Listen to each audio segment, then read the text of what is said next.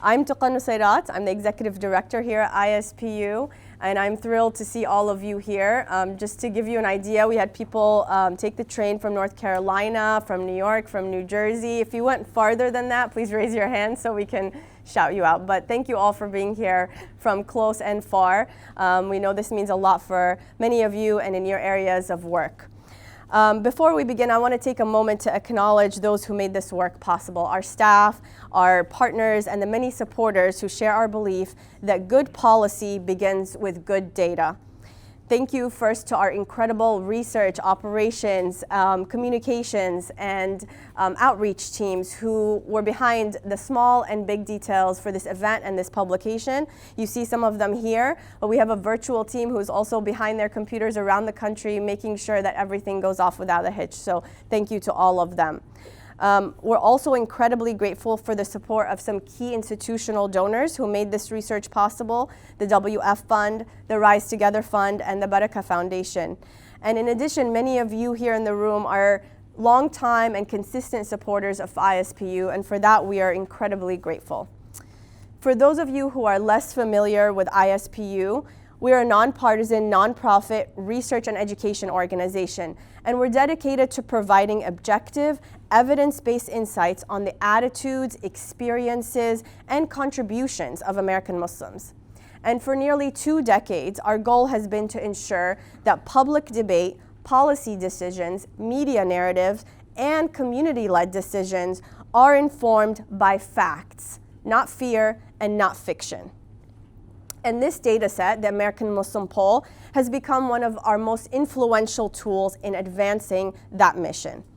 It remains the only nationally representative, reoccurring survey that not only captures the voices of American Muslims, but also compares their experiences and attitudes to those of other faith and non-faith groups.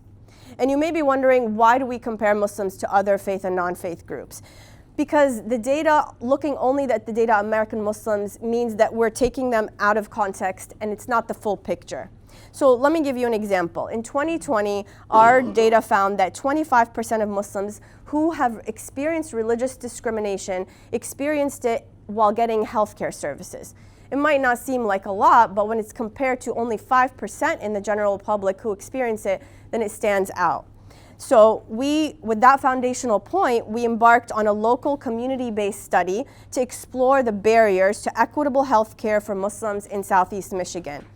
That study provides potential policy solutions and recommendations for many community leaders and stakeholders to systematically advocate for equitable, unbiased, and quality health care. And you can find a one-pager on that study outside today. So this marks the 7th iteration of the American Muslim Poll since we began conducting it in 2016. And over that time, the data has helped journalists, educators, community leaders, and government officials track trends, identify inequities, and measure progress. But the importance of the research goes beyond that. We're gathered here at a very critical and pivotal moment, just months after a deeply divisive 2024 presidential election for our country and for our community as well. One that upended long-held political assumptions and revealed new fractures and opportunities within the American electorate. As you'll see in the presentation today, our findings show that Muslim voters, who were once among the most reliably democratic faith groups, may be in a state of political realignment. Their disillusionment with Gaza policy and U.S. foreign policy broadly, combined with frustration over unfulfilled domestic promises on civil rights and equity, has prompted many Muslims to reconsider their political home. For policymakers and party leaders, these shifts have real implications. In states like Michigan, Georgia, and Pennsylvania, where American Muslims represent tens of thousands of votes, they're enough to decide certain races. But more than that, these communities are bellwethers for broader trends amongst young, multiracial, and values-driven voters, groups that increasingly demand alignment between a party's rhetoric and its actions. Our data also underscores another pressing concern that you'll hear about today, which is the rising Islamophobia in our country and in public life. For policymakers, this is not just a civil rights issue. It's an education issue, it's a public health issue, and it's a national security issue, because persistent discrimination erodes trust in institutions and it alienates young people from civic life. And if our goal is to build resilient, participatory democracies, we can't afford to ignore these statistics. But I want to end on a positive note. Despite the challenges, the story of Muslim America is also one of resilience and contribution. Muslims are now amongst the most civically engaged faith groups in the country, a trend that we've been tracking since 2016. They're young, they're diverse and entrepreneurial, and they're deeply invested in America's future. Their priorities, from education to foreign policy to healthcare to civil rights, they mirror those of other Americans. And even as their lived experiences shed light on where our systems fall short. That's why this data matters for policymakers, for party strategists, for community leaders, and public institutions. It tells the story of participation, frustration, resilience, and hope. And it challenges all of us to ensure that every American of every faith has an equal stake in shaping our shared future. So as we move through today's discussion, I invite you to consider what these findings mean for you. Whether you're shaping legislation on the Hill, in Congress, designing outreach programs for our local mosque, or you're reporting about the experiences of Muslims in mainstream media. I want to encourage you to reflect on these findings, and I appreciate you being here and taking the time to be part of this essential conversation. It's my pleasure to introduce Dr. Saher Selod, ISPU's Director of Research and the co-author of this report, who's going to walk us through the findings of the poll, and then we'll turn to the panel to discuss the implications. Saher Selod was formerly an associate professor and previous chair of the Department of Sociology at Simmons University in Boston. Her research expertise centers on the experiences of Muslims with surveillance. In her first book, Forever Suspect, Radicalized Surveillance of Muslim Americans in the War on Terror, she examines how Muslim men and women experience gendered forms of radicalization through their hyper-surveillance because of the War on Terror. Over to you, Saher. Thank you, Monica. Yeah. He's going to come and mark you. Yep. I have to do one quick correction. It's racialization that sorry. I studied, not radicalization. Oh, it's a big difference. Just an FYI. Okay. Thank you, Tuka. I mean, good? Just put it on. Yeah? Okay. All right. Thank you all so much for being here. It's my honor and pleasure to present to you the 2025 American Muslim Poll, Evolving Electorate, Enduring Challenges. As Tuka said, I'm the newish Director of Research for the Institute for Social Policy and Understanding. Sorry, Saher, I think we're going to move. Yeah? Am I in the way? So everyone can see better? Yeah, I was wondering about that. Perfect. Okay. After the 2024 presidential election, and the second inauguration of President Donald J. Trump, ISPU conducted our 7th American Muslim poll.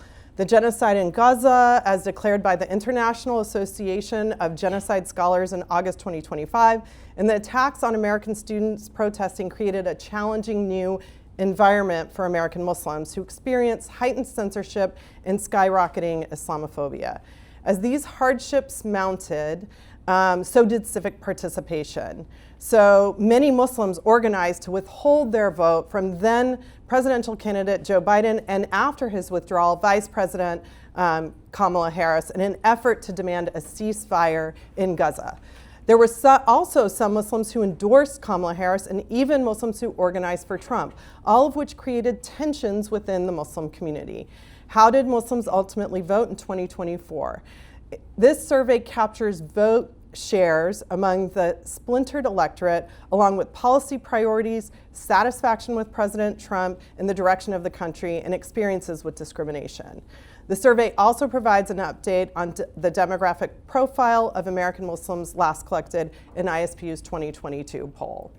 So I first have to just introduce our team, and so much gratitude to everybody. I co-authored this with the co-PI, Dalia Mogahed, who will be on the panel. Dalia is the former director of research for ISPU. I know many of you know this already, and huge shoes to fill for me, and I said to her that I'm most nervous about presenting in front of her today. So thank you so much to Dalia. We have a wonderful research team, many of who are here today are Ikramullah, Sarah Baker, Sarah Goraya, and then we also had advisors. This is a very rigorous study that we produced, so the following experts serve as advisors on the American Muslim poll. I'm not going to go through all of them in the interest. Oh, sorry, thank you. Sorry, these are everywhere. I got to remember this. Okay, in the interest of time, I won't go through everybody, but they're experts in their field at various institutions around the country. But I do want to note that Dr. Yusuf Shahood, who's our analyst, is here today. I might point to him with some hard questions that you might have later. And then also, this is the first time we partnered with NORC. And nerds like myself are very excited about this. NORC is an incredible, really well regarded at the University of Chicago. It's a nonpartisan research organization and a pioneer in measuring and understanding the world. NORC has studied almost every aspect of the human experience in every major news event for more than 8 decades. And a special shout out to Dr. David Dutwin, who is actually here today. He is the Executive Director and Senior Vice President of AmeriSpeak at NORC. He is a nationally recognized expert in survey methodology and former president of APOR, the American Association of Public Opinion Research. Okay, so the methodology. This is something we'll get a lot of potentially questions on in the future. All participants were given an identical survey. There were a total of 2,486 participants. Included in the survey is the general population as well as an oversampling of Muslims and Jews who are underrepresented religious groups in the United States. And so their distinct experiences are rarely polled. As a result, our report is able to compare the responses of American Muslims to Jews, Catholics, Protestants, white evangelicals, and individuals who are not affiliated with any religion. So we're able to really show Muslim experiences compared to other groups and the general population. But what do we know about Muslims that is often underreported or understudied? We are a very diverse population. Knowledge about the varied demographics and intersecting identities of Muslims is vital to understanding their behaviors and attitudes presented in this report. Okay, this is a big slide, but I'm going to break it down for you. Of all the religious and non-religious groups we surveyed, Muslims were the only group without a majority from a single racial or ethnic background. So the plurality of Muslims identified as Black or African American at 28%, 24% identify as Asian, 20% identify as white, 12% as Arab, 9% identify as Latino Hispanic, and less than 1% of Muslims identify as Native American or Indigenous. It is important to note that we offer the participants the ability to identify as Arab or white. So if you don't know, Arabs have historically been racially classified as white according to the US Census. So this allows us to get a little more nuanced understanding of who Muslim Americans are. As previously reported in 2017 and 2022, American Muslims are younger than all other religious and non-religious groups. Roughly 1/4 of Muslims in the US, at 26%, are between the ages of 18 and 24. This is in comparison to 15% of Jews, 12% of Catholic, 5% of Protestants, 7% of white evangelical, and 14% of those who are not affiliated. So what does this mean? It means that Muslims are more likely to be active in the workforce. It means that we have a higher percentage of Muslims who are students, which is very important to understand in this moment. It means that they are of childbearing years, so this population is expected to grow. And for many young American Muslims, this also means that they've grown up in this post-9/11 era. So they're a religious community that has frequently experienced scrutiny, securitization, and stereotyping. Okay, Muslims are more likely than most other groups to rate religion as important to their daily life. So 89% say religion is important to their daily life. That's more likely than 44% of Jews, than Catholics, and even Protestants. But only white evangelicals at 97% ranked religion as higher in importance to their daily life. And I just want to note that this is across age as well for Muslims. So younger Muslims as well as older Muslims we're finding in our survey. But I feel like this is what everybody wants to talk about. And if you don't know, Tuka and I just published, thanks to Zateo, an op-ed on this. So that is available for you all to read as well. I highly encourage you to go and look at it. How were American Muslims engaging with the electoral process? What we know is that Muslims are engaging more. And we see this through the Get Out the Vote campaigns that we saw in 2020, the high number of Muslims. We have a panelist, a state senator from Georgia, who are running for office. So Muslims are actually, what the data shows is that though voter registration has seen a steady increase among Muslims between 2016 and 2020, the percent of legally eligible Muslims registered in 2022 and 2025 are statistically on par with each other. So they remain roughly the same, 81% and 85% respectively. However, look at the jump between 2016 and 2025. So you see a big increase from 60% to 85%. Muslims are engaging and they're registering to vote. But even with that, we found that 37%, Muslims are the most likely faith and non-faith group to experience obstacles when voting. So this is compared to 4 to 16% of all other groups. Long wait times to cast a ballot was the most often cited obstacle, followed by intimidation by private citizens. So this is something, and for the general public, that was between 2 and 6%, we're seeing with other groups. Okay, this is the one everyone wants to know. How did Muslims vote, right?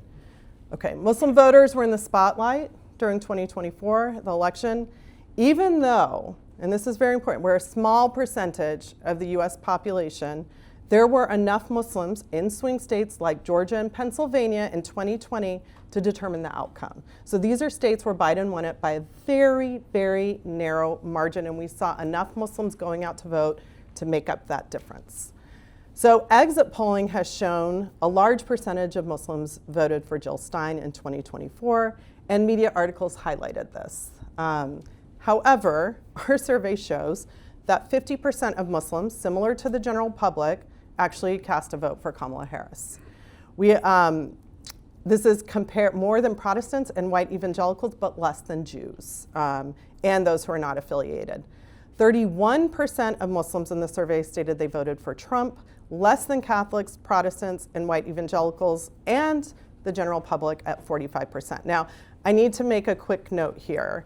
45% is less than the 49.3% from the Federal Election Commission that stated that voted for Trump. So, but it is well within our margin of error of 4%. So this is actually statistically within the margin of error. And also, our survey was conducted months after the election, so there is something referred to as retrospective vote choice bias, which means people may recall who they voted for differently. Just like people may not admit who they were going to vote for in the first place, right, to their friends and families. So important to note. Jill Stein did receive the highest support from Muslims at 12%, compared to 1% or less of all other groups. So not the 50% that some of you might have heard, but 12% is what we're finding in our survey. I just want to also note that Muslims party ID, we have 58% Democrat, 17% Republican, 24% independent. So this is a group whose votes are up for grab right now. Okay, I love these, and this is also in the op-ed. You can see where the vote shifted. So in 2020, we asked Muslims, how did they vote in 2020? And then if they voted for Biden, how many of them voted for Harris? Well, only 55% said, I voted for Biden in 2020 and I voted for Harris in 2024. But what you should note here is only 10% said that they voted for Trump. And you have 16% of those voters who said they voted for somebody else. 19% they did not vote for a president. Not that they didn't vote, but we asked them, did you vote for the president? And 19% said they didn't. Now, among the general public, not shown here, 79% of those who voted for Biden in 2020 reported voting for Harris in 2024. Trump voters. So you have here, and this is really important, 82% stuck with Trump. So of the 2020 Muslim Trump voters, 82% said, yes, we voted for him again in 2024. 1% went to Harris, 1% went somewhere else, and 16% said they did not vote. And among the general public, 81% of those who voted for Trump in 2020 said that they voted for Trump in 2024. Pretty similar on that. Now, who are Trump, because this is what the media focuses on, who are Trump Muslim voters?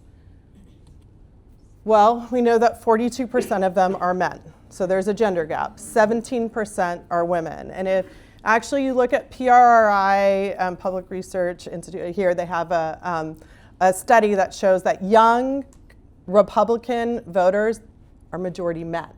It's not just Muslims, just FYI, So 42% are men, something we need to dig deeper into. If we break this down by race, and this is where we cannot flatten a Muslim identity, it's very important to understand we are a racially and ethnically diverse group. Black Muslims, 76% voted for Harris. The plurality of white Muslims, 49% voted for Trump. And Asian Muslims were the highest percentage at 22% who voted for Jill Stein. So, this is something that we really need to look at, like racial and ethnic differences amongst the American Muslim electorate. And our analyst, Dr. Shahood, did an amazing job helping us look at what are some predictors of voting for Trump, for Muslims. So being a Republican, which makes sense, because people tend to stick with their party. That's the 2020 and 2024. Household income of $75,000 or more, being born in the United States, and identifying as white, and any expressed Islamophobia, which I'll go through at the end of this presentation, what those are. So Muslims also do express some Islamophobia, just so you all know. It's not just everybody else, so. Okay, Jill Stein, I get asked this question a lot. Well, are Muslims moving third party, Well, no, because the Muslims who voted third party in 2020, 67% of them said they did not vote for the president, and only 23% voted third party. So I think this is something else that we can talk about, and we're going to look at the policy issues here. So what are Muslims saying are the most important policies to them? Muslims cite the economy as number one, the war in Gaza as number two, and healthcare as number three top policy priorities in 2024. So what we found was that for Muslims, across party affiliation or who they voted for, the war in Gaza ranked very highly, but then they align with their party voters on other issues. Okay. Here you have Muslims are more likely to rank the war in Gaza as a priority at 35% compared to 10% of Jews in the survey, and then with all other groups it was 3 to 4%. So this was the first time we saw Muslims really unifying across on an issue. But I want to show you how they compare in terms of other general public Harris voters. For Muslim Harris supporters, the top three policy priorities were the economy, then healthcare, then the war in Gaza. So that was at 22% when you break it down by Muslims who voted for Harris. For Harris supporters in the general public, it was 43% said preserving democracy, 43% said the economy, and then 28% said healthcare. So we can see the differences in this election. For Trump, for Muslim Trump supporters, the top three policy priorities were the economy at 32%. They ranked the war in Gaza as number 2, 30%, and then taxes at 27%. Among those in the general public who voted for Trump, the top three policy priorities were securing the border, the economy, and then immigration reform. And then we don't have enough general public third-party voters, but what you can see here is this seems to be mobilizing those who voted for a third party, because 78% of Muslims who voted for another candidate expressed the war in Gaza as their top priority, and then followed by the economy and then keeping the US out of foreign wars. Civic engagement. What we see is that for the first time since 2018, satisfaction with the country's direction among American Muslims has declined. So you see that has fallen from 48% to 23% in 2025. Now, mind you, we did the survey between April and May, so what would it be right now? The satisfaction is also significantly lower than in 2017, where it was 41%, when Trump was also in office and campaigned on overtly anti-Muslim rhetoric. In 2025, about 1/5, 21% of American Muslims approved of the way Donald Trump was handling his job. This is on par with Jews at 17% and the non-affiliated, but it's lower than Protestants, Catholics, and white evangelicals in this country. Following the same trend seen in the satisfaction with the direction of the country, Muslim presidential approval dropped sharply in 2025 compared to 2022. So you're seeing it's on trend. Muslims overall are not satisfied with the way the country is going. But Muslims were more civically engaged than most other groups in 2025. 22% were, it's less likely than Jews, but more likely than the general public to contact their federal elected representatives. They were also at 19% less likely than Jews to contact a local official, but on par with Catholics, Protestants, white evangelicals, and the non-affiliated. So, even with people saying don't vote, uncommitted on during the primary, this is an example of Muslims calling their federal official, calling their local official, getting more civically engaged. In 2025, 22% of Muslims, more likely than the general public, contacted their federally elected representative. So we see that it's increased for Muslims and decreased for the general public between 2019 and 2025. Okay, support for Trump policies. The majority, we found, of Muslims and the majority of Muslims oppose all of Trump policies, and most Trump policies are supported by less than half of all Americans we surveyed. Okay. Now, these were at the time that the survey was fielded, so tariffs on goods from Canada, Mexico, and China, termination of DEI mandates, the creation of DOJ, expansion of immigration enforcement and ICE, deportation of students who participated in the protests, cuts to Medicare and Medicaid, displacement of Palestinians from Gaza, and recognition of two sexes. For all religious groups, there was less than 50% support for Trump policies, except white evangelicals, who were over 50% for everything except for two: cutting Medicaid and Medicare and the displacement of Palestinians from Gaza, which is very interesting. The other exception was recognizing gender as male and female, where more than half of Muslims, 52%, supported it, the majority of Catholics, 53%, Protestants, 65%, and white evangelicals at 84%. So just to note that this is not just Muslims. That is, this is where we see support. So further research is needed on this, but given that what we see, more Muslim men voted for Trump than women, Muslim men are more likely than Muslim women to support Trump policies. Also of note is that the majority of Americans, including Trump supporters, oppose the displacement of Gazans, Palestinians from Gaza.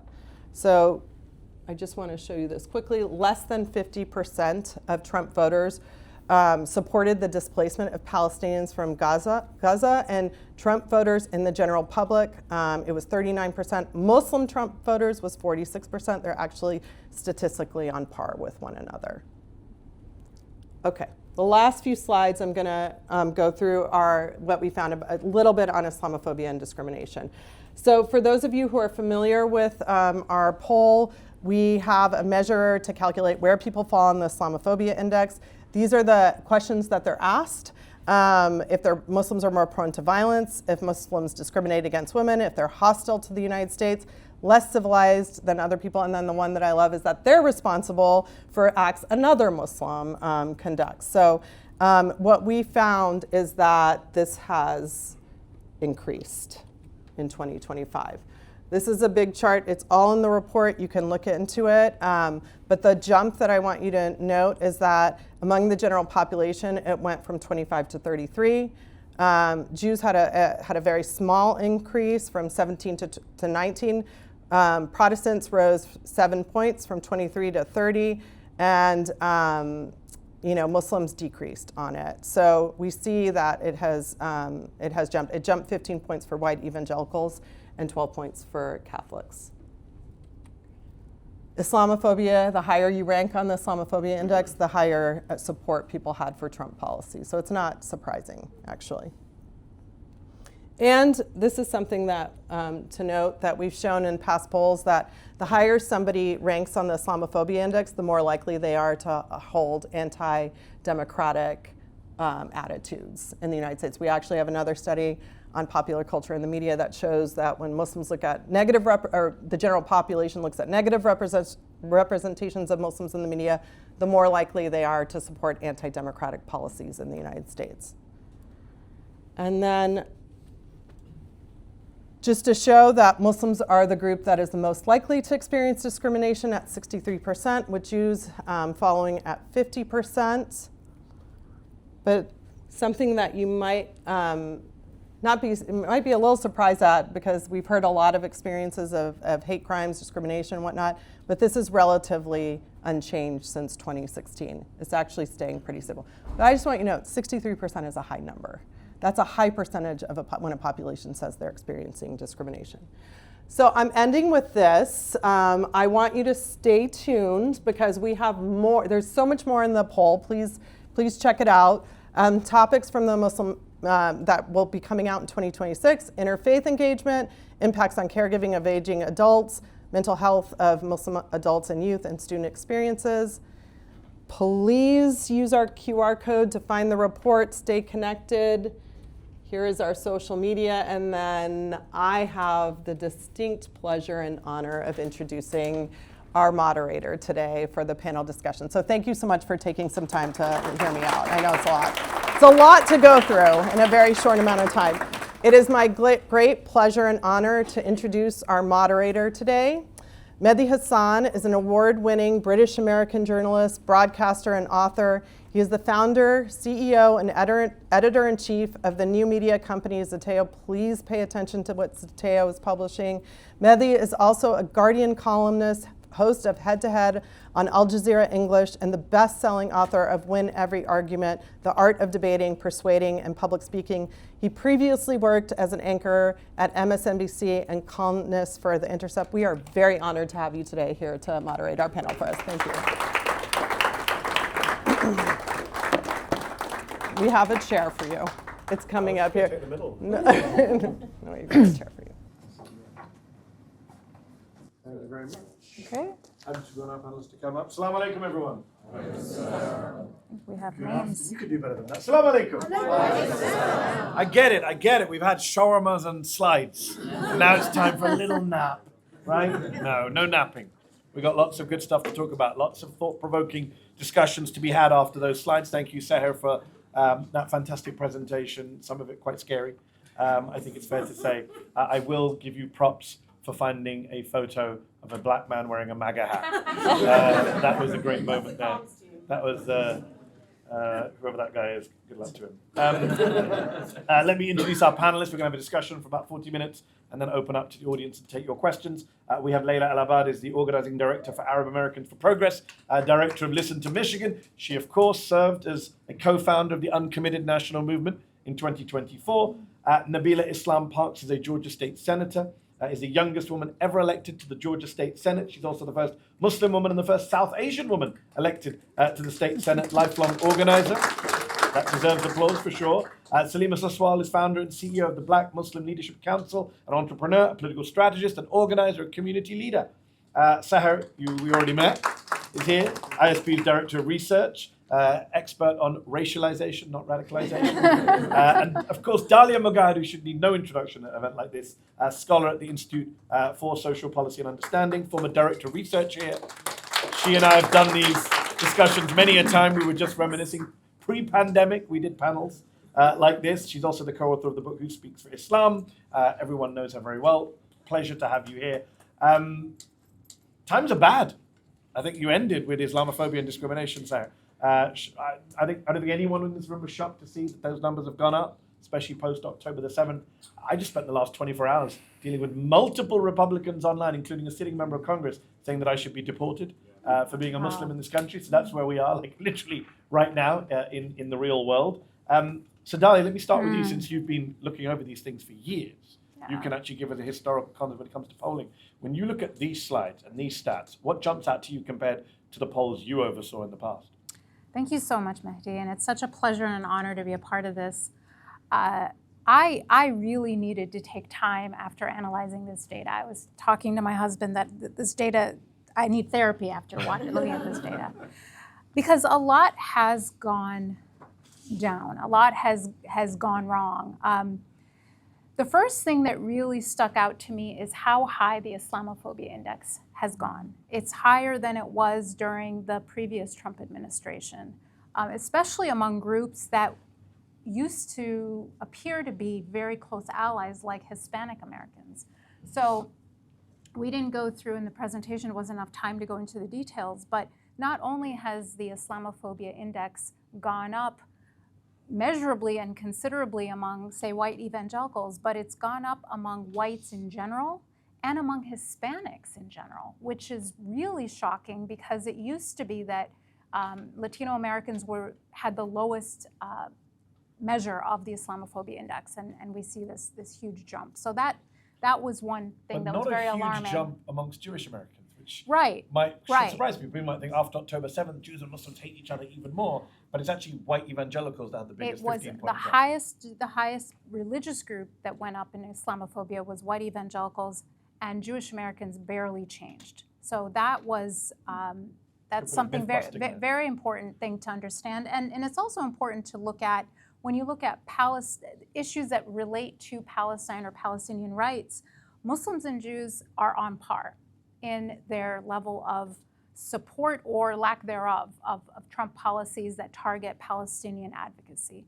So I think that these kinds of things dispel some myths and really fly in the face of conventional wisdom regarding what this conflict is really about, and it's about a political division.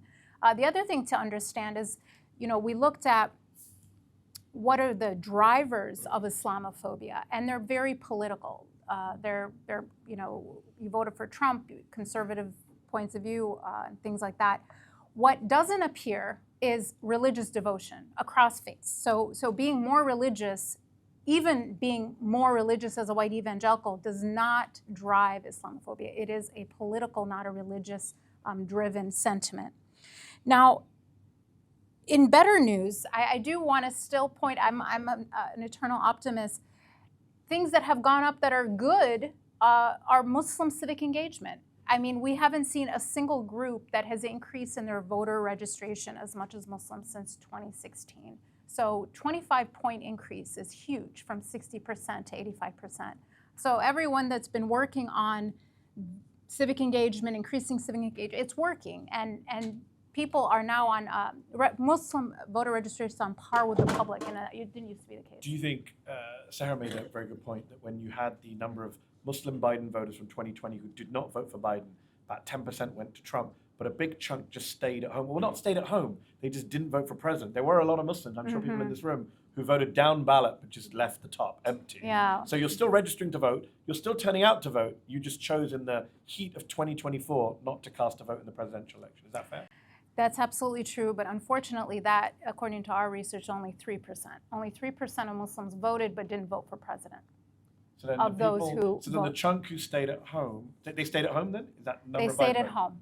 There was a big chunk that did stay at home that was active before, but they are still registered. They're just not choosing to participate. Sarah, can I just bring you back in briefly and ask one thing that was missing from the slides on the Trump voters, which I thought was fascinating. You had the reasons they voted for Trump. You had taxes, border security, economy and job creation, Gaza. Can't remember what the other two were. What was missing were the letters LGBTQ.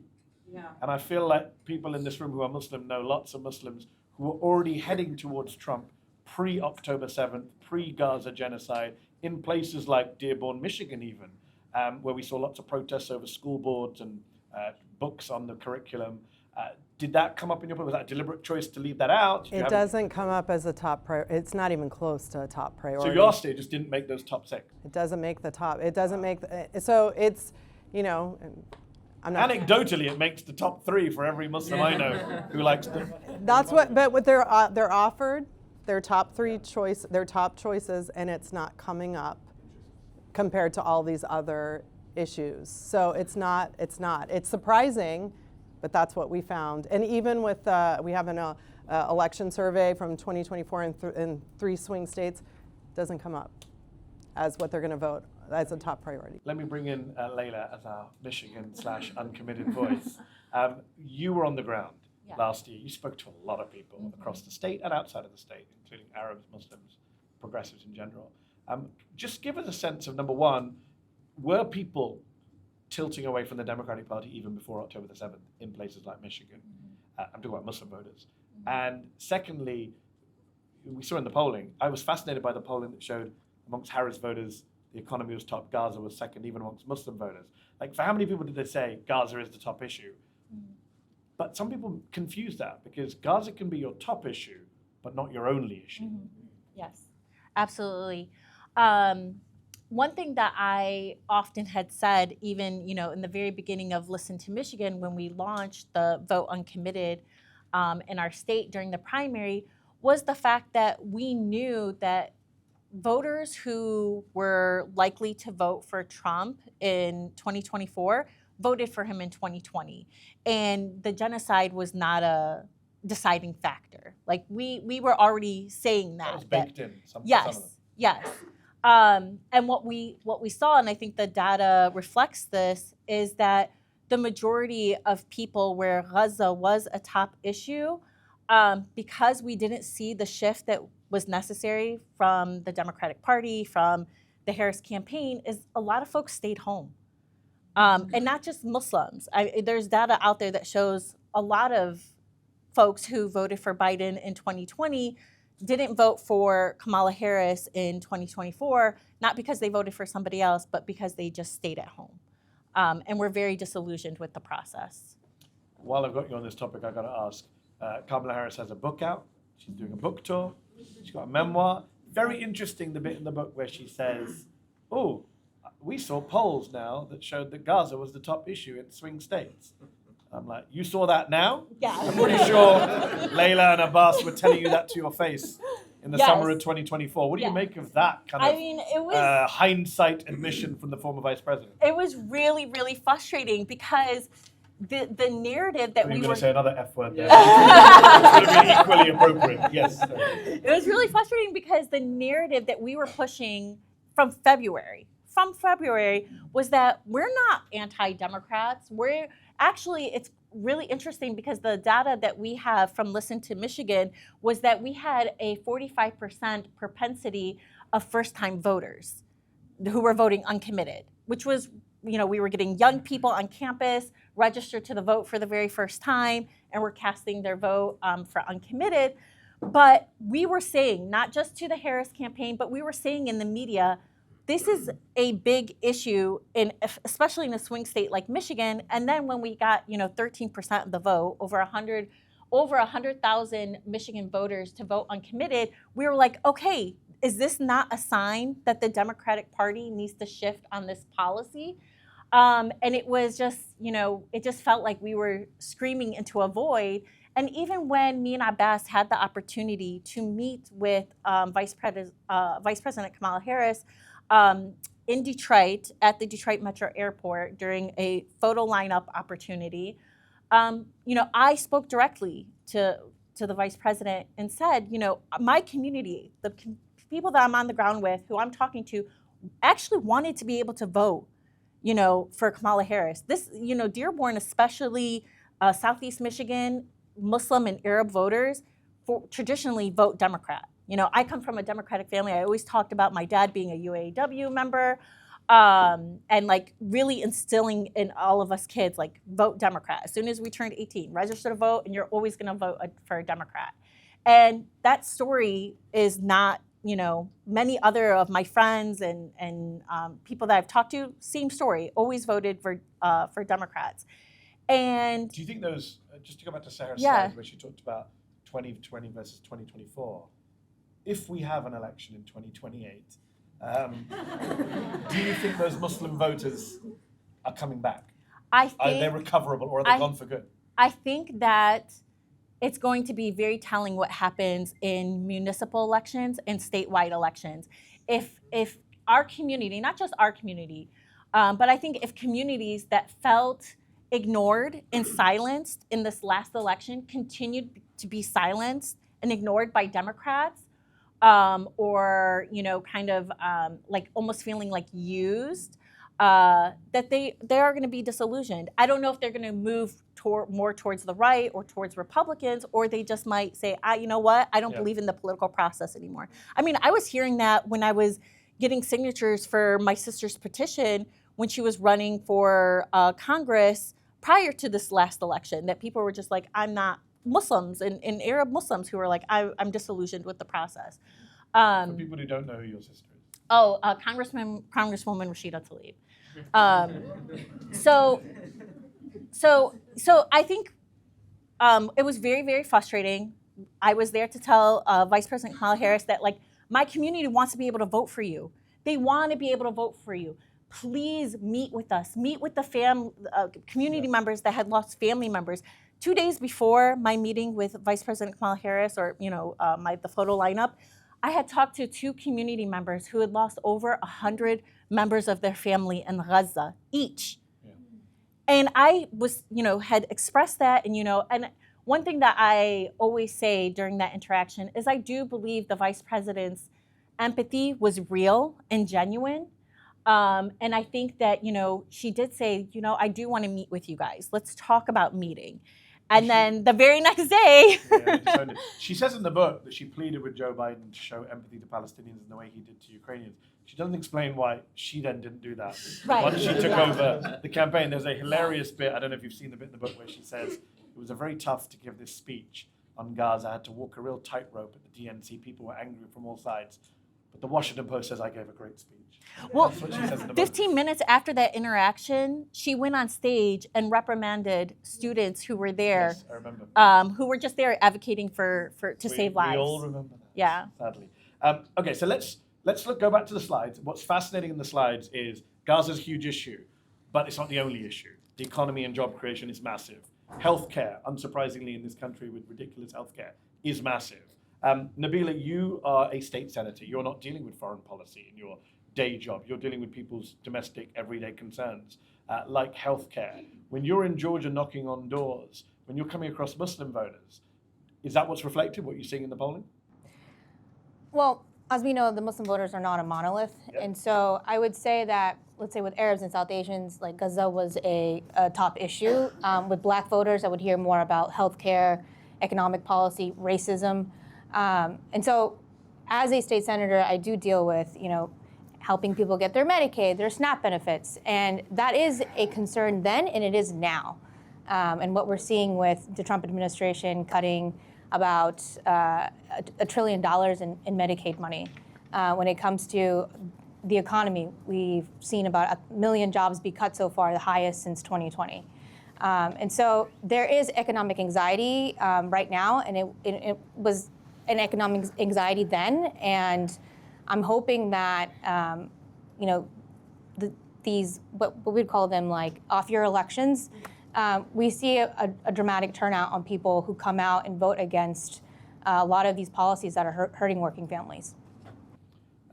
You mentioned Muslims not being a monolith, and I'm thinking, Salima, about how race is at the core of everything in America, above religion, above partisanship. And what this poll shows is that a racially diverse Muslim community, I think, just look at the numbers, 76% of black Muslims voted for Kamala Harris, 38% of white Muslims voted for Kamala Harris, 50% of Asian Muslims.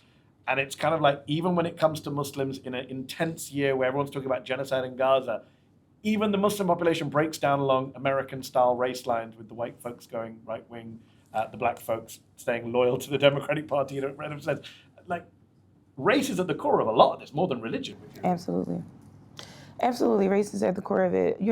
So last year, in 2024, a lot of us were advocating to ensure that Harris won because we felt that her policies were closest to what we needed as a community.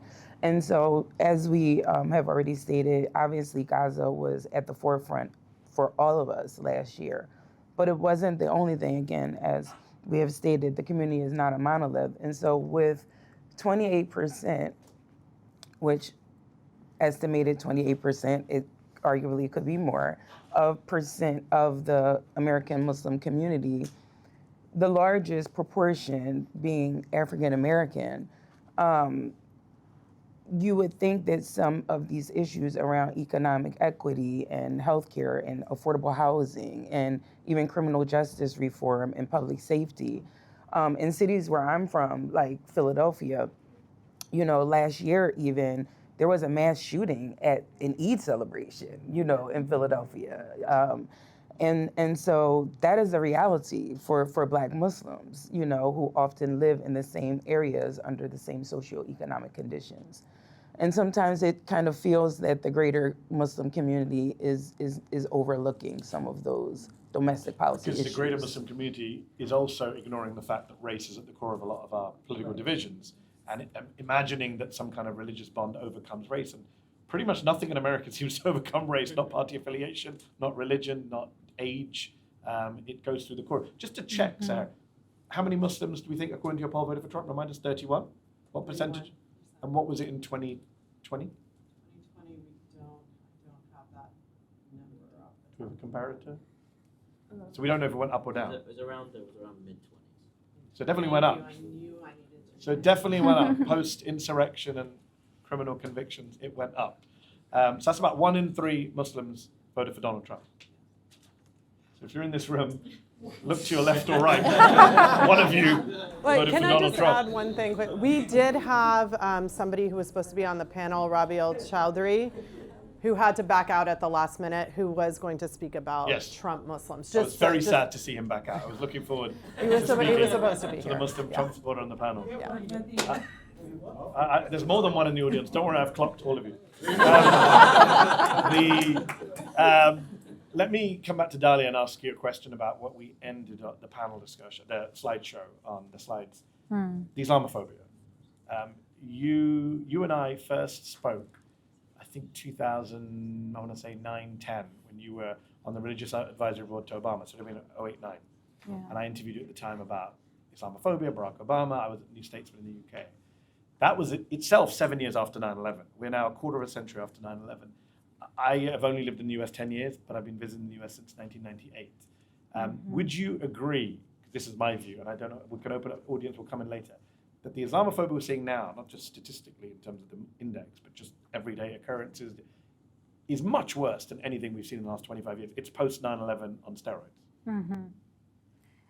Yeah, I would agree with that. I would agree with that, and at the same time, somehow there's also a group within the general public that's very positive towards Muslims as a direct result of the genocide in Gaza that didn't exist before. So there's almost more of a polarization. Yeah. Whereas before, there was Islamophobia and then just like at best neutrality, but nobody was pro. No one was like making videos defending us or talking about why the Quran was cool. Like that didn't exist. So there's this strange reality. So people have become more anti in one area, but more pro in another. Yeah. But the percentage of people who are more anti is higher than it used to be. And absolutely. And has a cheerleader in government. and has a cheerleader in government. I mean, it is weird to think about this. But after 9/11, before he went and killed thousands of people, George W. Bush went to a mosque in Washington, D.C., in the city, and said, Islam is peace. God forbid there were a terrorist attack by a Muslim in the coming weeks or months. Does anyone here think Donald Trump would go to a mosque and say Islam? I don't think so. Do you think he'd go to an American Muslim mosque the day after a terrorist attack or 2 days and say Islam is peace?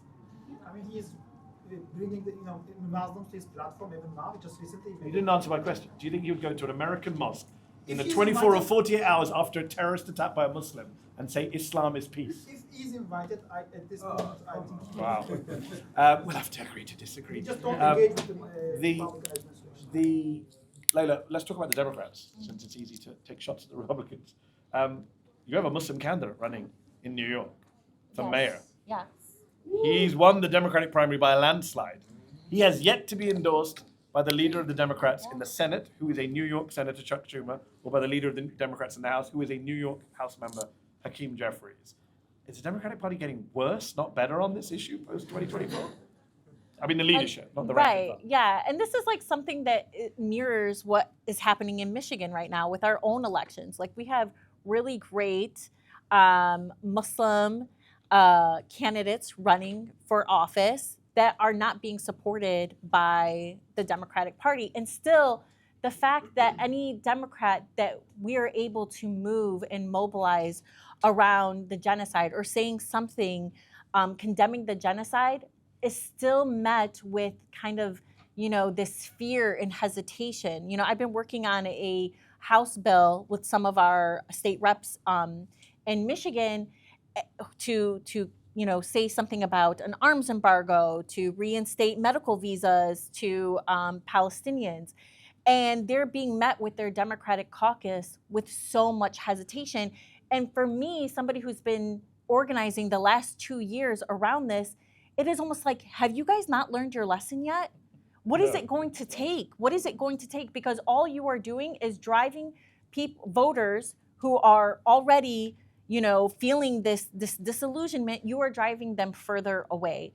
And I think that if one of the things that many things that the Democrats have to do, but they really need to go back to their base. And that is something that we tried during Uncommitted to reinforce, that 70% at that time, it was 70% of the base of Democrats who were opposing what was happening in Gaza, who wanted to see an arms embargo. Yet you would have never thought that the way that the leadership of the Democratic Party proceeded. Salima, you and I were at an event in Philly pre the election last year. And I remember in the audience Q&A, the standard line that I heard from Muslim Americans across the country when I was traveling across the US last year was, we must vote against the Democrats, whether it's Stein, Trump, stay at home, to teach them a lesson. Because when they lose, they'll realize how they messed up and they'll change. And I kind of laughed when people said that, because that was hopelessly naive. And I think we've seen that now with this is a party whose leaders not only didn't listen to Layla and the Uncommitted, not only didn't look at the polling and see how badly they did in places like Michigan, but are happy to jump on an anti-hate campaign against the only Muslim running for mayor in our lifetimes. Kirsten Gillibrand falsely claimed that he talked about global jihad, like an outrageous thing. To this day, she's not apologized publicly. What do you say to Muslims who are, we saw from Saher's slide, we saw from the ISPU data, are very engaged in politics? These are not people who are now just minding their own business, ignore it. They're engaged, they're registering to vote, they're talking about politics, turning up to events like this. But what do you say to them in terms of strategy? How do you talk about strategy with Muslim Americans based on the evidence we have? That's a really important question. I think, first of all, you have to go into the strategy knowing that you have to continue to do the work. You have to continue to engage. Civic participation is absolutely paramount to establishing change for our communities. So not showing up is obviously not the option. In terms of strategy, I don't have the whole strategy, figured out, but I will say education is really important, educating folks and pointing them into the right direction for understanding how to make decisions about policies, civic education. I mean, Americans in general, not just Muslim Americans? Americans in general. I think that there are far too many of us that simply do not understand the way politics work, the way civics work. And I think that education, so all of the organizations that are out there, the Engages, the CARES, and the organizations that are out there doing the work to mobilize the community and educate them on the process. So many folks just don't know how to even make a decision or what these candidates do. And I think the strategy has to start locally. I think that we have to recognize that presidential elections happen every 4 years, but there are local elections that really, really make a difference as to how we live our lives and shape how our tax dollars are spent, and the way our states are run. I think investing in education has to be the beginning point for this strategy and helping the community to understand why politics impacts their lives. So, do we have any data on Muslim political engagement outside of presidential elections? Yeah, so it's that they're calling their elected officials, local officials, federal elected, attending town halls, although I wonder if there's another, if we should be thinking about how are people engaging. Is it going to a town hall? Is it social media, things like that?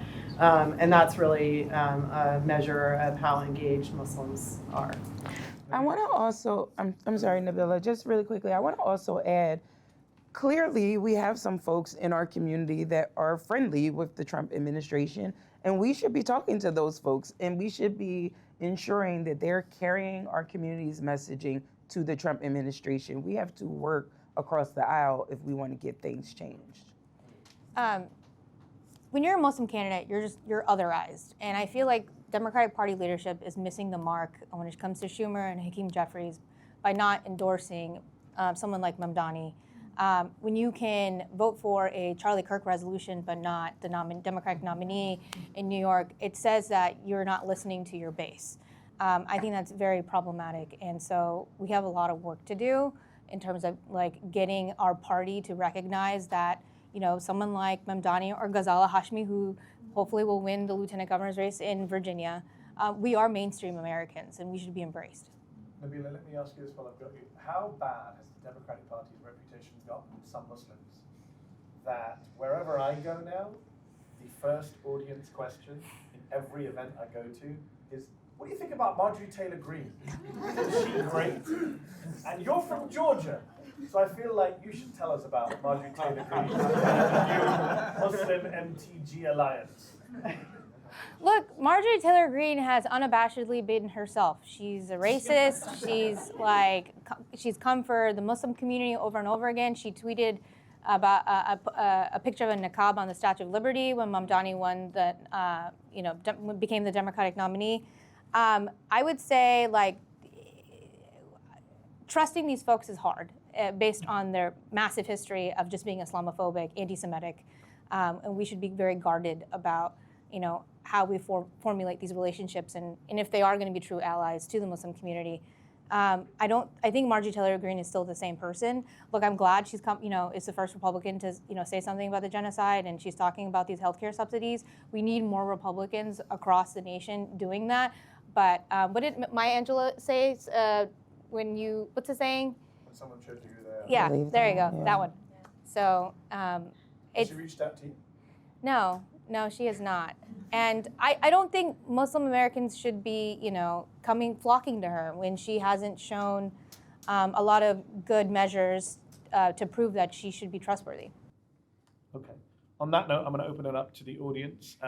Stick your hands up. Please ask a question, not give a speech. Do we need microphones, or anyone can just go? Just project your voice. Let's start with the gentleman there in the second row. Yes. Yes, you. Yes, you. Hi. I think, Dalia, you mentioned one of the positive signs of the results of this year's poll was that Muslim civic engagement has increased since 2016. I'm curious if that's also related to the fact that the Muslim community is the youngest religious group. Mm-hmm. Is it because there are now a lot more Gen Z people that have started voting? So I'm curious if that assumption is true or not. Do you want to take it, or you want me to? I can start.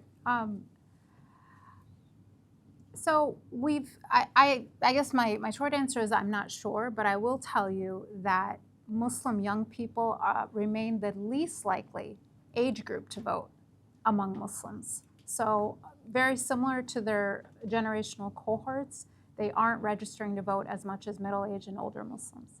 So it leads me to think that perhaps that's not the reason, but you're absolutely right. Lots and lots of Muslims have reached the voting age over the past like 10 years. I'll just add, that's true. I wanted to make sure that data point that they're not the group that's the highest registered to vote. But on the flip side, we had a conference out here in DC when I first started at ISPU, and I've never seen so many young Muslims majoring in political science. So look around at what we have going on. So there's something going on too. All right, we'll go back Next to question. We're going to give a microphone to some lady at the back. Yeah, just pass it around. Hi, this question, can you hear me? Not really, but project your voice a bit. So this question is a little bit controversial. I'm always the type of person to ask about the elephant in the room. I'm wondering, how will the Muslim community reckon with the fact that the LGBT community has been the one that has been leading the pro-Palestine movement locally and in universities? So I'm part of these groups, I won't specify which ones, and a large majority of these people are within that community, and they're Muslim supporters. How will Muslims kind of reckon? I'm going to send that one to Layla. Thanks. It's really interesting because we saw this during the Muslim ban during Trump's administration, when there was protests at airports in support of Muslims and against the Muslim ban. The folks who were on the forefront were people from the LGBTQ community. And I want to also, this is something that what you guys were discussing, Dalia and Mehdi, was the fact that another demographic that is on the front lines of these, especially the school encampments, are Jewish brothers and sisters. So some of that data was like not surprising to me because we've seen these folks at the forefront.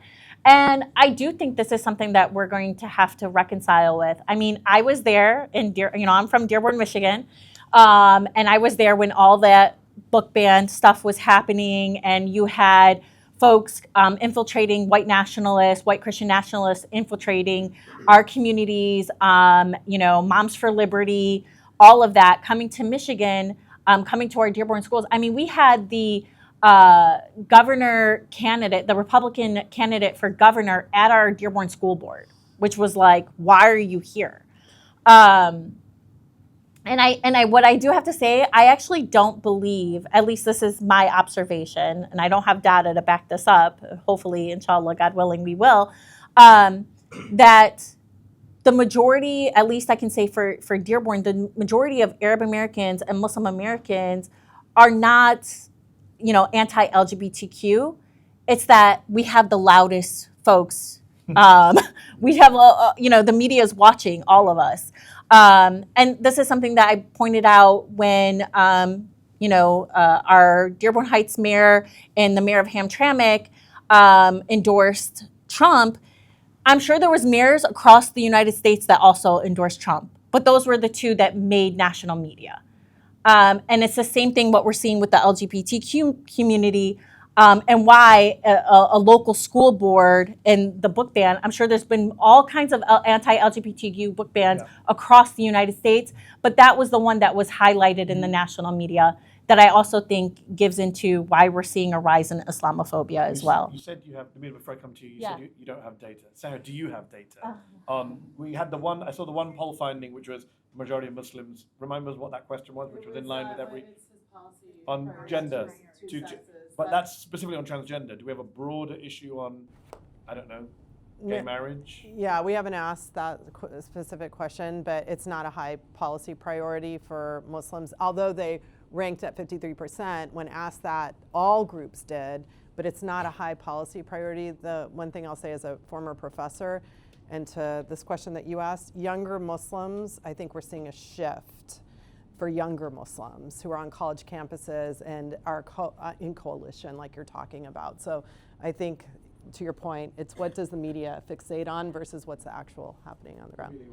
To protect our rights, we're already a marginalized community, and we have to build coalitions. As a state senator, I proudly support the LGBTQ community, and when I tell folks that might be on the iffy side of supporting our LGBTQ brothers and sisters, is that look, we need to protect their civil rights because they're going to come for our civil rights, and they are. So it takes a village to protect all of us together, because we are all marginalized communities, and as we've seen, they march with us as well. Okay, let's go back to the audience. So one of the themes that it seems like comes out of this poll is a sort of disillusionment with with Biden and the Biden-Harris campaign, and more broadly, sort of with the sort of political establishment. And I feel like some of the conversation that we had after, since then, it sort of highlights that. I wonder, one of the things that we were talking about was this idea of like, can we trust Marjorie Taylor Greene, or can we trust Republicans on this or that? And I wonder, is trust the right measure? Like, is that what we should be looking for if we're talking about our political allies and like who we can or can't support? Is the question, can we trust Harris versus Taylor Greene versus this, or is there some other metric? Do we have aligned tool in this moment? Are they valuable for this or that or the other? And I just said, because a number of you are very involved specifically in the political arena. So I just do you have a specific metric that should replace that? I don't. I mean, this is I don't. I'm a little skeptical of trust. Interesting. But I'm open to Salima. Yeah, I'd like to respond to that, because I actually don't think you need to trust, and I don't think you should expect that you can trust any of these politicians. Sitting next to her. I'm sorry. You can trust me.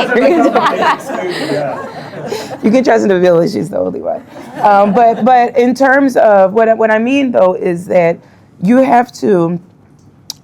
should have a relationship with these elected officials in which you're able to leverage or position yourself to impact policy that they sponsor, policy that they have the power to control.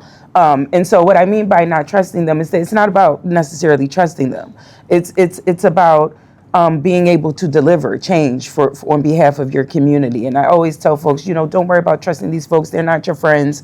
Can you work with them? Can you influence them to establish change that works best for your family and your community? That's I think the goal. Well, also the data showed we're not a party loyalty dense group. Like, we vote on issues. So if we're let's continue to speak on the issues that people want to vote for. Let's go to our Trump supporting friend in the audience. My question is to Dalia Mogahed. It's about the rise of the Islamophobia. So, and you mentioned it's political, but if you look into the factors behind this political bigger umbrella, for me, because President Trump, he changed from 2016 to 2020 to 2024 actually. So he gave platform to Muslims, and Democrats did not. Imams and others, he praised Muslims, and he has consistently been praising Muslims up until recently. I just saw a recent social media post that he's like, Muslims voted for me. He recognizes it. He's happy about that. He likes it. But for me, it's like the people like Mamdani, far left, campus protests, like just breaking order kind of things. That's what I'm seeing in my surroundings. People also are seeing Muslims as this far left, and so on. So then, for me, that might be the reason for the rise in Islamophobia. Same as anti-Semitism with Israel's actions, associated. So for Hamas and other terrorist groups, what they are doing. Because in Japan, Islamophobia also increased, and other parts of the world, Islamophobia increased. So I can't explain this with President Trump at this time. And how do you explain this? What are the political factors behind this rise of Islamophobia? Thank you. If we answer that, quick question to you. What did you think of the slide that showed the people with the highest Islamophobia are Trump supporters? Yeah, because it's just this is how you define Islamophobia. You just came up with some certain measures. That's your index. I did it. It's not mine. I mean, that's whatever. So it's because it's already subjective because they have their own ranking and just yes and no, and then okay, you are Islamophobe. Like there's a whole body of literature about racialization. I find it very political too. I'll answer the question. So the way we measure Islamophobia is by asking people to tell us the degree to which they agree with 5 Islamophobic ideas. Those 5 Islamophobic ideas, we chose them not out of thin air, but because these are the 5 ideas that other researchers have shown predict support for anti-Muslim policies, like even as excluding Muslims from voting, from going to war against Muslim countries. So there are anti-Muslim policies that these attitudes predict support for. So the 5 that we chose to put into the Islamophobic index come from that. They are empirically linked to agreeing with bad policies, okay? So when you look at the Islamophobia index, people who are highest on it also are most likely to have voted for Trump. And people who are highest on it are most likely to endorse anti-democratic ideas. So it's not about. That's not my question. I think your question is it because people who are Islamophobic see Muslims as being, I've heard this before, being liberal or being leftist or being used by the left or being Marxists, and so they don't like us because we're Marxists. That is not what the Islamophobia index implies, because the Islamophobia index measures anti-Muslim stereotypes that have nothing to do with being leftist. It doesn't say most Muslims are Marxists. It says most Muslims are violent, misogynistic, are guilty of crimes they didn't commit by other Muslims, are less civilized, so it looks at dehumanization, right? And are against the United States. So they're not inherently leftist-leaning stereotypes. They're stereotypes that are just classic Islamophobic ideas. But like when you see Mamdani speaking about those things, campuses like disruption of the campuses and around, then of course people will link those to, Muslims are doing this, so they are like violent, anti-American, you know what I mean? So those things might be linked in each other. Do you know who Laura Loomer is? Yeah, I know. What do you think about her views? I mean, I don't have to just share my opinion, but just. I'm just wondering what you think of her views. I mean, like, I think they're Islamophobic, there right? are extremes on both sides. Like, also, I don't think it's good to pick on her and just go fight. But she's an ally of the president. That you support. I was just wondering. No, Muslim allies too, so he has all kinds of allies. But he's allied with people who hate Muslims. He's allied with everybody, so.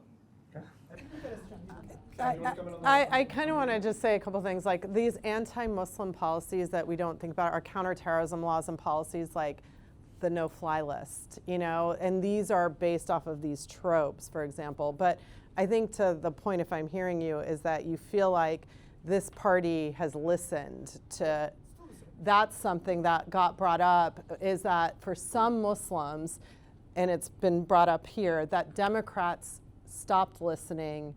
And even if Trump is at the same time, or Marjorie Taylor Greene is espousing Islamophobic views, he still makes some Muslims feel like he's listening. So on that note, briefly before we go back to the audience, Layla, you and I were talking about the green room about this. Yeah.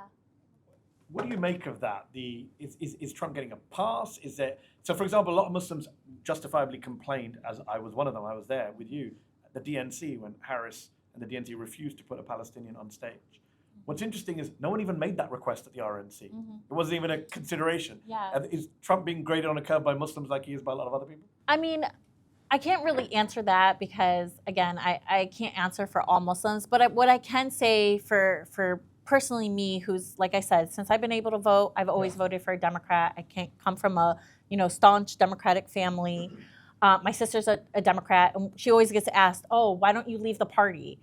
Especially now, and she always has a great response. Is like, "Why should I leave the party? I represent the values of the Democratic Party. Yeah. Those other people should leave the Democratic Party." So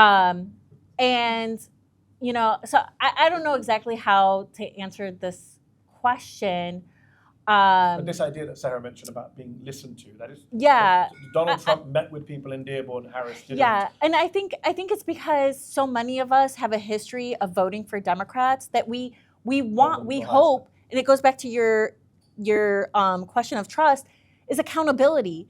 Is largely when we look at, especially Dearborn, overwhelmingly supported Biden in 2020. We were promised by the Biden campaign that we wouldn't suffer the same Islamophobic, anti-Arab hate that we experienced under the Trump administration with like the Muslim ban and all of that rhetoric.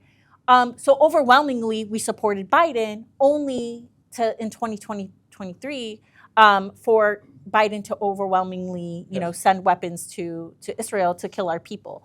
So I think it's accountability. We thought that the Democratic Party establishment was accountable to us, and we learned that they weren't. All right, we've got 8 minutes left. I'm going to take 3 questions at once, and then we're going to wrap. So let us go. Gentleman here has been waiting for a while. Front row. Do you want to wait for that microphone, wherever that little mic is going around? It's fine? Okay, go for it.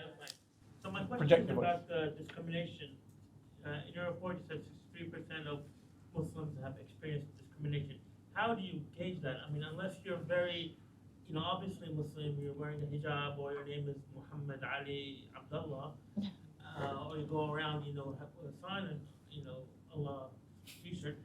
How do you know it's actually anti-Muslim discrimination, not just anti-immigrant or dark people? So do you have it broken down? Okay, good question. We'll take another 2 and then we'll have Saher respond. I bet there's a Muhammad Ali Abdullah in the room. Let's go to the lady there and then the gentleman here. So my question is a methodology question. I'm a researcher. I use your data, and you and CARE are the only people out there that are actually gathering this wonderful data. So thank you. I commend you for your efforts, and it's absolutely amazing. But there's not enough. I mean, how do we get this out to more than 2,800, I think it was, 2,000 and some, a little under 3,000 people? How do we attract a larger number? I talk to skeptics when I'm on my committee, in my committees at the university higher ed level, and they look at me and they say, okay, so do you have like anybody else that says the same thing? People that we can trust, like maybe the Washington Post or the New York Times. And I'm like, CARE and ISPU, and I insist, and I still use your data, and I've proven my point, on your methodology. But how do we get more people involved, and how can you use me? There you go. Okay. I wanted to ask that question. Gentleman, all right, let's take 2 more. 2 more. Brief. This one and that one, then we're done. Thank you. The sister, I think Layla from Michigan. As an African American, I'm a senior citizen. I got involved in being an activist when I was 15 years old in high school in Georgia. Got locked up because I tried to go to the all-white library. So I have a whole 60 years of working with social justice issues. But I struggle because it seems like we were not mature during the last election. If there was one issue that we disagreed with on, neither candidate was a great choice for us. But I'm just curious as to see why you thought Donald Trump would be a better person. Let me finish my question. To be president, and with all the things that are challenging to democracy. I think recently we celebrated the 30th anniversary of the Million Man March. I was there. There were hardly no arrests, but this past weekend we had thousands of people all over the country with the No Kings rally, and the president showed something with shitting on people. So how do you resolve that? Okay. Give this gentleman a round of applause for 60 years of activism. Last question here. I'll be quick. My name is Saher Selod from Muslim Community Network. We were talking about truth. Thank you so much for doing this poll and collecting all this data. But when it comes to like empirical truth and data collection, like it's not sexy.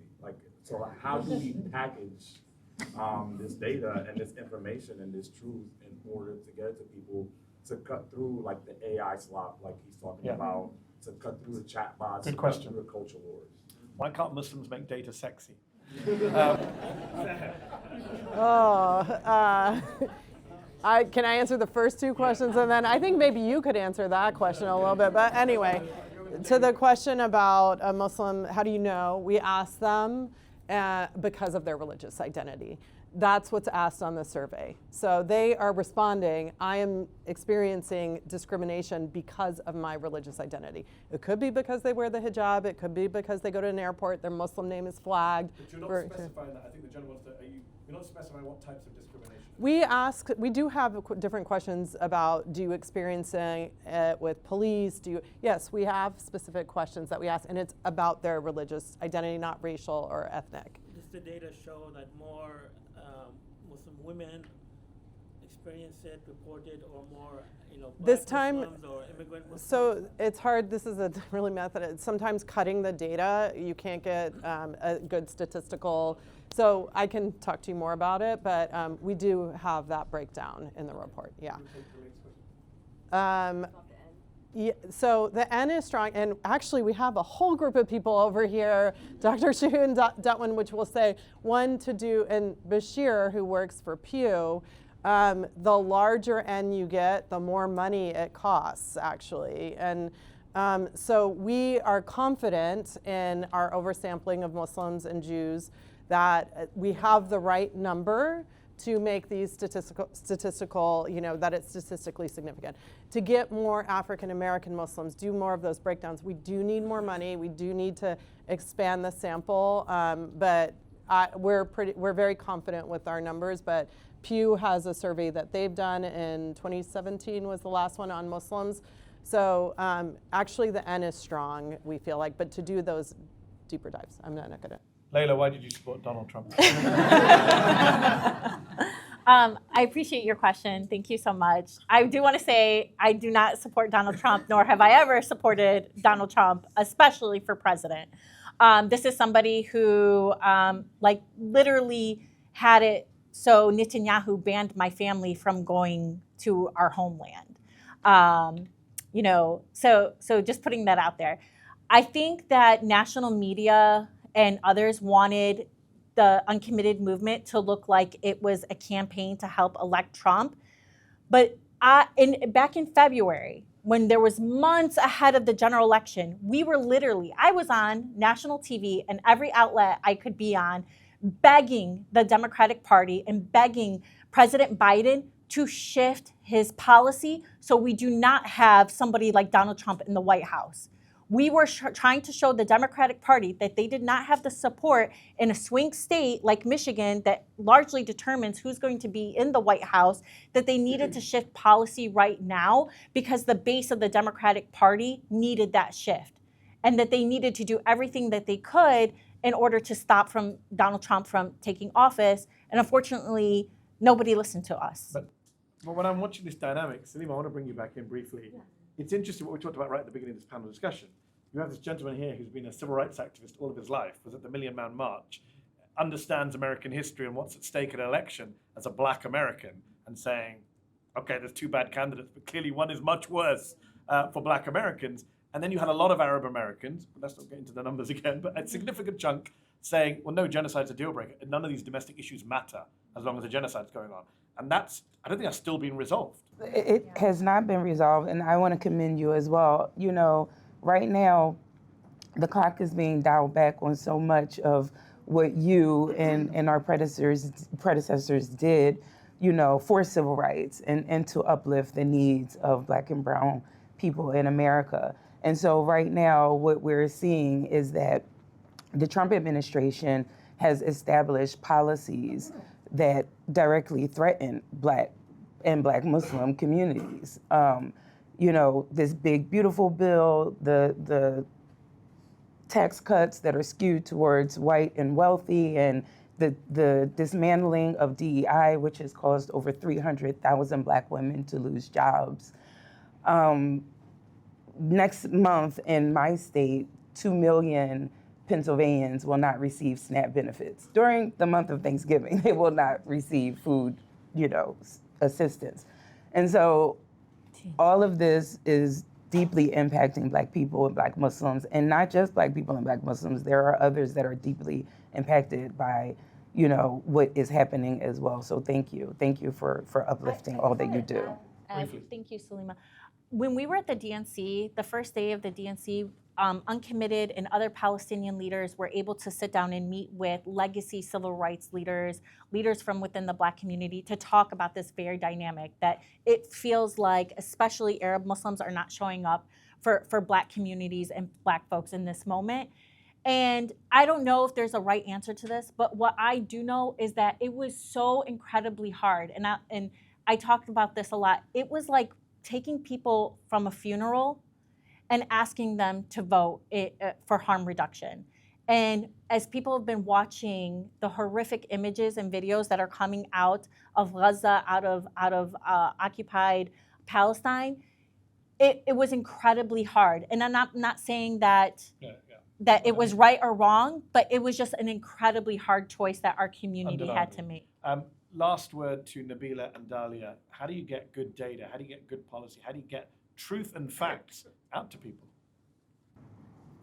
Well, I mean, like, I'm kind of like trying to figure this out myself, because right now the billionaires have bought every single outlet and they're controlling.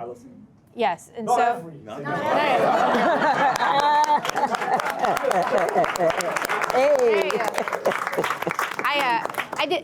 I did that for you. So, but I think we have, folks like Mehdi and others that we can certainly get this data out to, to have more people speak about it, and to identify like influencers in the TikTok, the X world. I think that's one of the ways to go about it. Dalia, last word.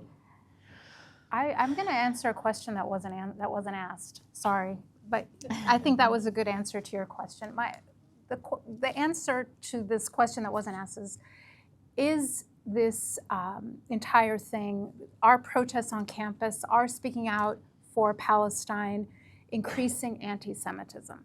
No one asked that, but I'm going to answer.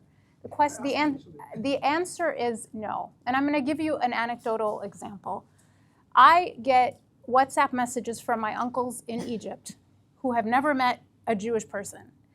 And they are videos of young people on campuses celebrating the Passover Seder in an encampment.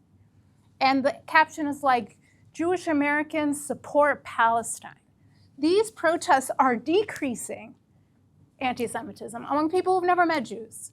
They are actually exposing or bringing to light alliances that have always been there, but have never come to light. And the data supports these very alliances. So I think it's really important that we do get this information out, because the narratives that are being propagated are simply false. Well said. On that note, give our panel a round of applause. Thank you, all of you. Thank you for coming out today on a weekday lunchtime for some great sandwiches and better conversation and fantastic, sexy data. Support ISPU.org, support this organization, the work it does.